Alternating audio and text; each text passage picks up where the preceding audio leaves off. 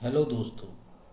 आज का जो वीडियो है वो आपका पोस्ट ऑफिस से रिलेटेड है। पोस्ट ऑफिस सेविंग से रिलेटेड है। सेविंग में जो क्या क्या स्कीम है पोस्ट ऑफिस का, और अभी करंट में क्या रेट ऑफ इंटरेस्ट चल रहा है। प्रीवियसली हमने बात किया था कि सेविंग क्यों ज़रूरी है, हमें क्यों सेविंग करना चाहिए, और उसका जो सेविंग का फर्स्ट स्टेप जो हम कर सकते हैं उस सब से रिलेटेड हमने 2 वीडियो बनाया है, आपको वो देखना चाहिए।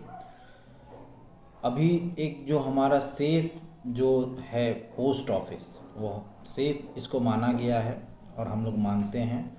जो हमारा इन्वेस्टमेंट है वो प्योरली इसमें सेफ होता है, और रेट ऑफ इंटरेस्ट फिक्स होते हैं जो आप जिस समय लेते हैं। जो स्कीम उसमें जो रेट ऑफ इंटरेस्ट होता है वो जो टेन्योर होता है उस टेन्योर के लिए आपको एक फिक्स हो जाता है। तो अदर जो बैंकिंग सेक्टर है उससे आपको इसमें बेटर रिटर्न मिलता है, और भी कुछ कुछ फीचर्स हैं। तो टोटल कौन कौन से स्कीम है, उस स्कीम में क्या क्या बेनिफिट है, ठीक है, हम उस पर बात करेंगे। रेट ऑफ इंटरेस्ट पे बात करेंगे, मिनिमम इन्वेस्टमेंट क्या होना चाहिए, मैक्सिमम क्या है, एलिजिबिलिटी क्राइटेरिया क्या है, ठीक है, और टैक्सेस का क्या है उसमें, ठीक है। तो जो हमारा फर्स्ट इनिशियल स्टेज में आप अगर पोस्ट ऑफिस में नहीं कुछ है तो फर्स्ट आपको एक क्या है ना कि सेविंग अकाउंट खुलवाना चाहिए।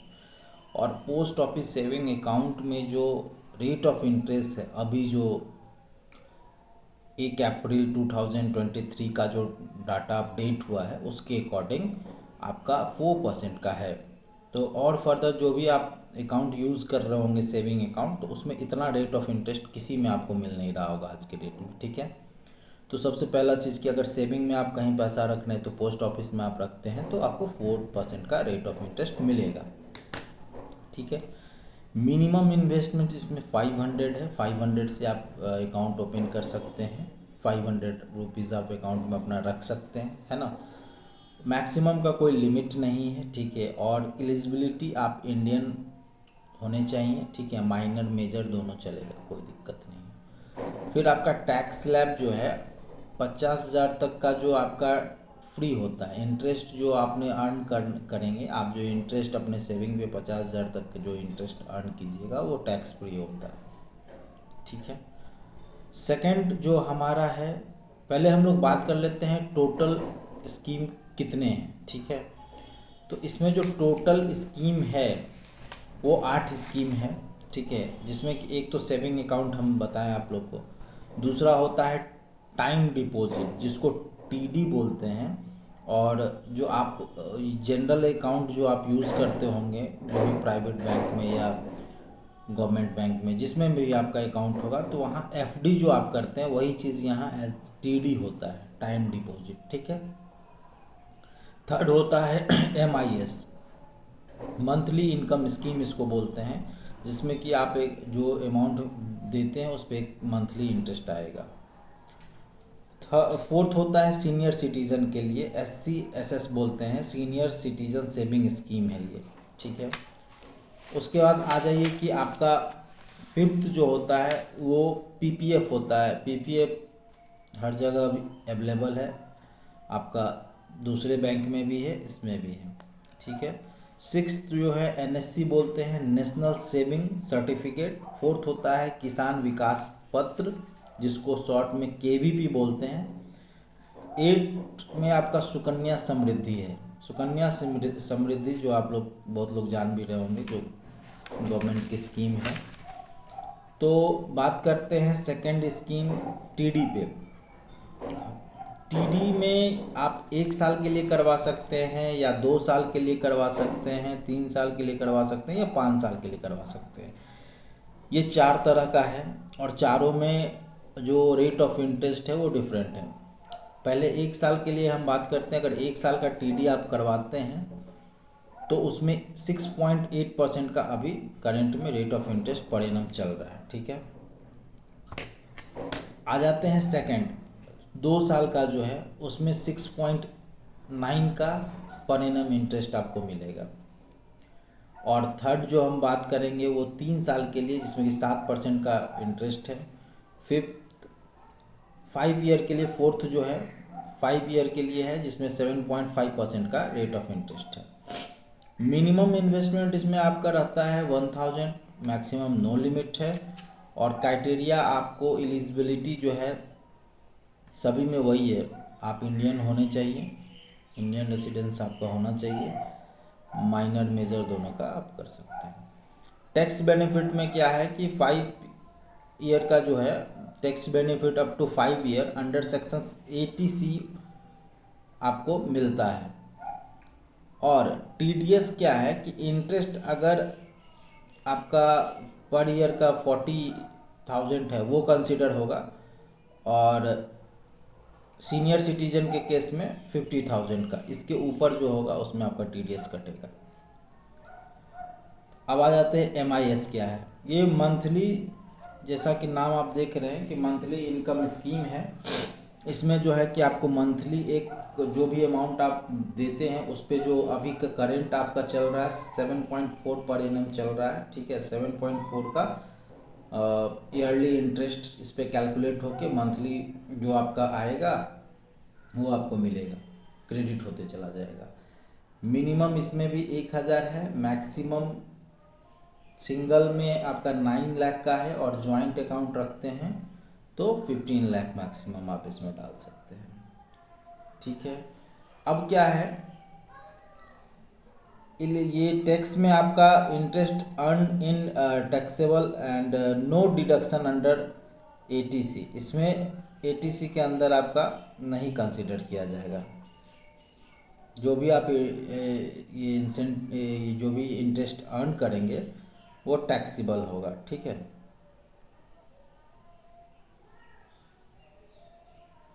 टीडीएस जो है आपका डिडक्ट होगा नॉर्मल केसेस में 40,000 के ऊपर का जो भी आपका ये बनेगा उस पर टीडीएस 40 से ऊपर जो भी इंटरेस्ट अर्न करेंगे 40,000 से ऊपर तो उसमें डिडक्ट होगा।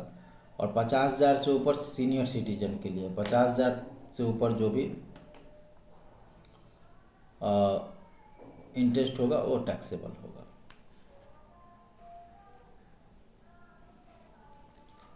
अब आ जाते हैं हम सीनियर सिटीजन सेविंग स्कीम, जो SCSS है। ये सीनियर सिटीजन के लिए बहुत अच्छा स्कीम है, क्योंकि इसमें 8.2% कंपाउंडली आपका कंपाउंड एनुअली ये आपका इंटरेस्ट मिलता है, ठीक है। इसमें भी मिनिमम इन्वेस्टमेंट वही है 1000 का है, maximum deposit over the life time आपका 30 लाख का है, ठीक है। पूरे आप अपने लाइफ टाइम सीनियर वाले में आपका जैसे कि आप मिनिमम इसमें 60 ईयर के होने चाहिए, 60 ईयर के बाद आप अपने लाइफ टाइम में इसमें 30 लाख का डिपॉजिट रख सकते हैं, कर सकते हैं, ऐसा है, ठीक है। अगर आप डिफेंस में हैं, ठीक है, रिटायर्ड हैं, डिफेंस में हैं, रिटायर हो गए हैं, तो उसमें आपका 55 से 60 साल के एज को कंसीडर किया जाता है। 55 साल के बाद आप कर सकते हैं, 55 साल एज है, कंप्लीट हो गया उसके बाद से आप इसमें डाल सकते हैं। टैक्स बेनिफिट में आपको under section 80C for deposit, जो भी डिपॉजिट है वो अंडर 80C के आपको टैक्स बेनिफिट मिलेगा। और टीडीएस जो है वो 50,000 से ऊपर जो भी आप इंटरेस्ट अर्न करेंगे उस पर टीडीएस कटेगा।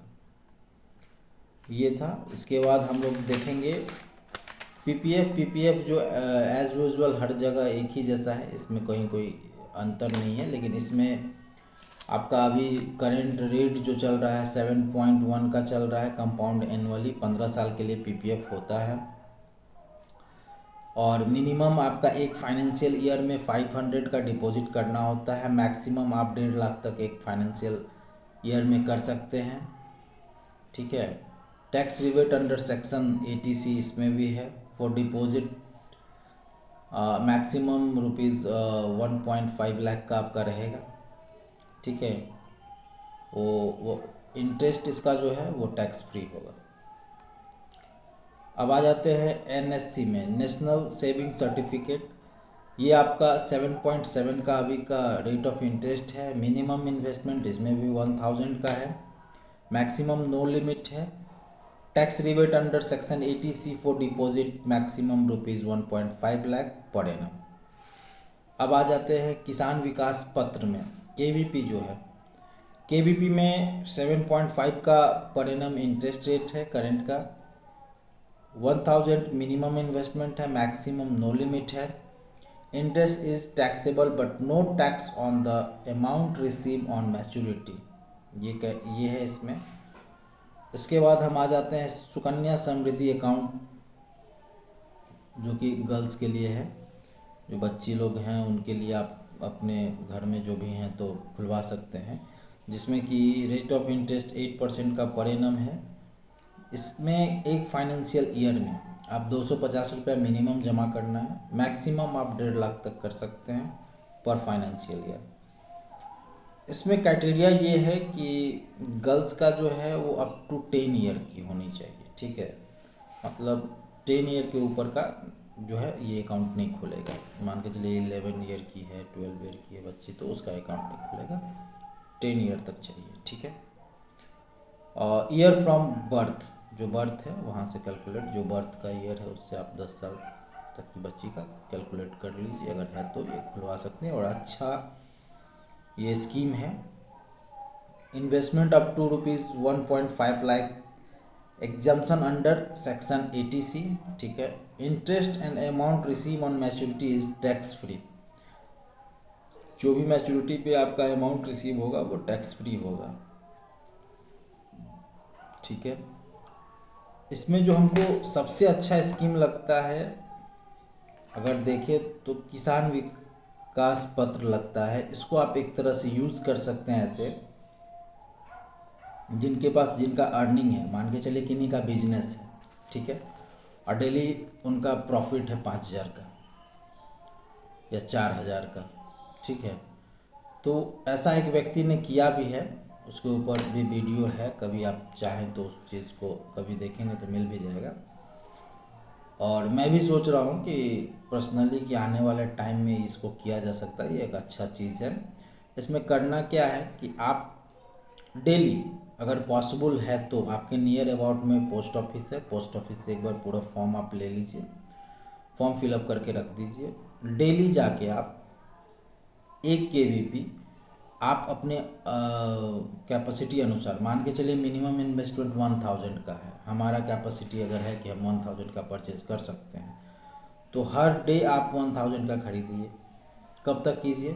जब आप अपने आप को रिटायर होना चाहते हैं, अपना रिटायरमेंट जब लेना चाहते हैं, आज से 10 साल बाद लेना चाहते हैं, 10 साल तक कीजिए, ठीक है। ये बिजनेस वाले के लिए बहुत सटीक है, जिनका बिजनेस है, क्योंकि उनके पास स्टाफ भी होता है, फ्री टाइम भी होता है। आधे घंटे के लिए बगल के पोस्ट ऑफिस में जाएंगे, वो फॉर्म सिर्फ दे देना है, अमाउंट दे देना है, वो नेक्स्ट डे जब फिर जाएंगे तो वो सर्टिफिकेट मिल जाएगा और नेक्स्ट डे का फॉर्म सबमिट कर दीजिएगा।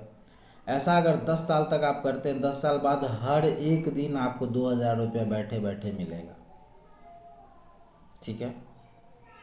क्योंकि हर 10 साल के बाद ये अभी समथिंग 9 साल कुछ में ये डबल हो जा रहा होगा, तो उतने दिन में ये डबल कर आपका हो जाएगा, ठीक है। और क्या है कि जब आप अभी से रोज़ 1,000 का परचेज किए तो एक टाइम आएगा रोज़ आपको 2,000 उससे आने लगेगा, ठीक है।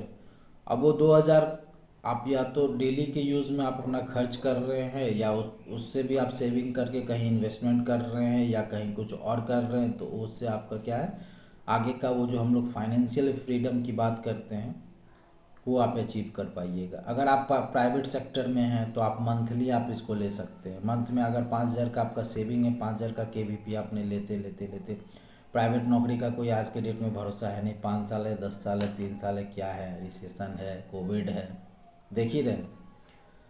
तो अगर आप जो अर्न कर रहे हैं आज, उसमें से एक अमाउंट इस KVP को इस नाम से लेते हैं कि जब मेरे पास जॉब ना रहे, जब मैं रिटायर हूँ, जब मेरे पास बिजनेस ना रहे, तब ये मेरा काम देगा।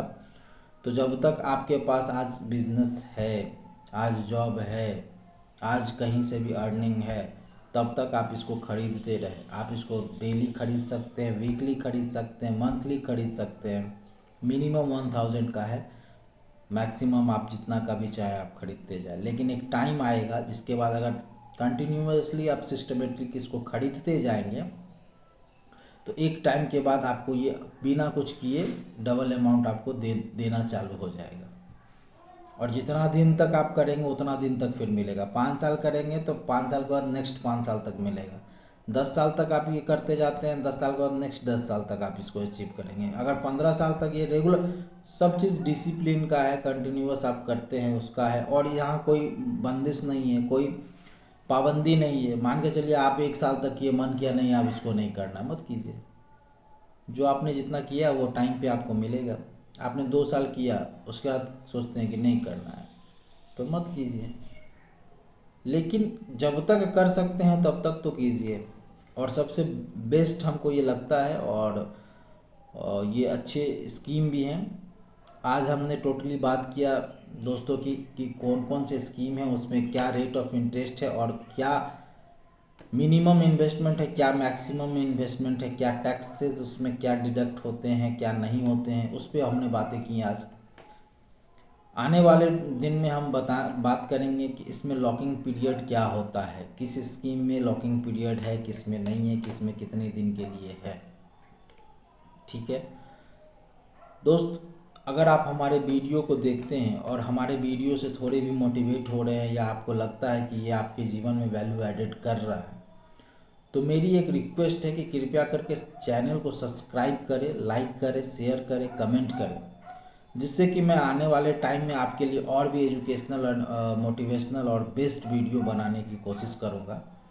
और आपको हमसे अगर कुछ भी नॉलेज गेन हो रहा है, अगर आपको लगता है कि नहीं ये जो वीडियो है ये मेरे लिए यूटिलाइज है, मैं इसको देखता हूँ इससे कुछ भी मिल रहा है, तो कृपया कर सब्सक्राइब ज़रूर करें और बेल आइकन का घंटी दबाएं, जिससे कि आपको नोटिफिकेशन मिल पाएगा मेरे नेक्स्ट वीडियो का।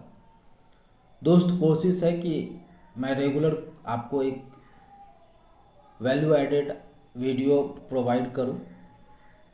ठीक है, thank you so much your support.